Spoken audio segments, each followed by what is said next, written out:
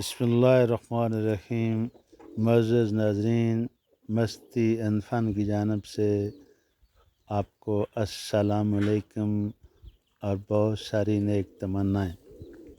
ناظرین، آج کی اس ویڈیو میں آپ کو وہ مرغیاں یا وہ چکس جن کو رانی کھیت کا اٹیک ہو جاتا ہے اور اٹیک کے بعد ہم سے جو غلطیاں سرزد ہوتی ہیں ان کے متعلق تفصیل سے گفتگو کروں گا۔ آپ سے گزارش ہے کہ آپ میری ویڈیو کو سبسکرائب کریں اور لائک کریں اور اس کو شیئر کریں تاکہ وہ دوست جن کی مرغیوں پر رانی کھیت کا اٹیک ہوا ہے وہ میرے جیسی غلطیاں نہ کریں۔ تو حضور، یہ اٹیک کیوں ہوا؟ یہ اٹیک اس لیے ہوا کہ جب یہ 26 دن کی ہوئے تو میں نے ان کو ویکسین کرنا چاہا، اور پھر میں نے دیکھا کہ مرغیاں میری ساری تندرست نہیں ہیں، کچھ چوزے بیمار ہیں، ٹائیفائیڈ ہوا ہے۔ تو جب یہ سارے ٹھیک ہو جائیں گے تو پھر کروں گا، کیونکہ کہتے ہیں، ڈاکٹر کہتے ہیں کہ جب چوزہ بیمار ہے اور اس کو آپ ویکسین کر دیتے ہیں تو پھر وہ چوزہ بچ نہیں پائے گا۔ تو مجھے چاہیے تھا کہ میں بیمار چوزوں کو الگ کر دیتا، اور چونکہ یہ رانی کھیت کا دورہ تھا تو میں اپنی مرغیوں کو رانی کھیت کی ویکسین کر دیتا۔ تو میں نے ایسا نہ کیا، غلطی نمبر 1۔ غلطی نمبر 2 کہ جب مجھے پتہ چل گیا کہ یہ رانی کھیت کی بیماری ارد گرد آئی ہوئی ہے تو میں اپنے چوزوں کو باہر نہ نکالتا۔ اپنے چوزے میں نے دھوپ لگانے کے لیے باہر نکالتا تھا، تو جب رانی کھیت کا حملہ ہو گیا تو مجھے چاہیے تھا کہ میں ان کی حفاظت کروں، نہ کر سکا۔ غلطی نمبر 3، اگرچہ یہ میرا ایمان ہے کہ میرا جو نقصان ہوا ہے، میرے کم و بیش 100 سے زیادہ چوزے فوت ہوئے ہیں، میرا جو نقصان ہوا ہے دراصل اس میں میری کوئی بھلائی چھپی ہوئی ہے، یہ میرا پکا ایمان ہے۔ اور میں اللہ کا شکر ادا کرتا ہوں کہ مجھے ثابت قدم رکھے اور مجھے صبر کرنے والوں میں رکھے اور مجھے شکر ادا کرنے والوں میں رکھے۔ یا باری تعالیٰ، تیرا شکر کہ تو نے میرے سارے چوزے نہیں لیے، میں تیری رضا کے ساتھ خوش ہوں، میں راضی ہوں، تیری رضا میں راضی ہوں، الحمدللہ۔ تو میں عرض کر رہا تھا، میری تیسری غلطی وہ غلطی ہے کہ جب چوزے کو اٹیک ہو گیا، دوائی کی باری آ گئی، تو دوائی اس کی یہ ہے کہ 1 پاؤ چینی، 1 پاؤ دودھ، 10 لیٹر پانی میں مکس کرتے ہیں اور اس میں پھر سیلینیم ڈالتے ہیں، سیلینیم کی 1 چمچ۔ اب سیلینیم لینے جب میں گیا تو سیلینیم کا 1 پیک 1 لیٹر میں پیکنگ ہے، تو یہ 12,000 کا تھا۔ تو میں کنجوسی کر گیا، میں نے کہا جی کچھ تھوڑی سستی دوائی دے دیں۔ تو پھر میڈسیل 4 تھا، میڈسیل 4 میں 200 ملی گرام 200 ملی گرام اس میں سیلینیم ہے، 2000 ملی گرام اس میں زنک ہے، 4000 ملی گرام اس میں وائٹامن ہے۔ تو یہ 200 ملی گرام جو ہے یہ بہت تھوڑا ہے، تو مجھے ایسا نہیں کرنا چاہیے تھا۔ اگر میں سیلینیم لے لیتا تو آج میری اموات اتنی نہ ہوتی، ابھی اور کتنی ہوگی آئی ڈونٹ نو۔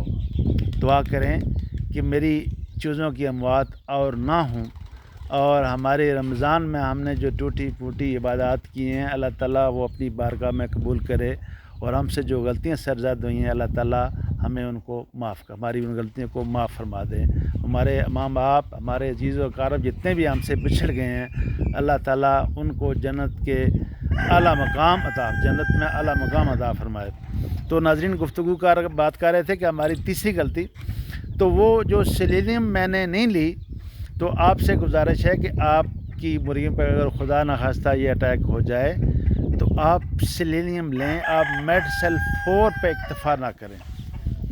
کسی بڑے فارمر کے پاس ان کے پاس سیلینیم ہوتا ہے، چونکہ یہ بیماری تو عام ہے نا، تو ان سے سیلینیم تھوڑا سا لے لیں۔ چھوٹے پیک بھی ہوں گے بڑے بڑے اسٹورز پر، میں چونکہ دیہات کا رہنے والا ہوں تو یہاں پر تو ایک ہی دکان ہے مرغیوں کی، تو اس پر یہ چھوٹے پیک اویلیبل نہیں تھے، تو آپ بڑے بڑے اسٹورز پر جائیں تو وہاں پر آپ کو چھوٹے ملی لیٹر والے میں پیک بھی مل سکتے ہیں، تو آپ سیلینیم لیں اور سیلینیم کو اپنے پانی میں مکس کریں۔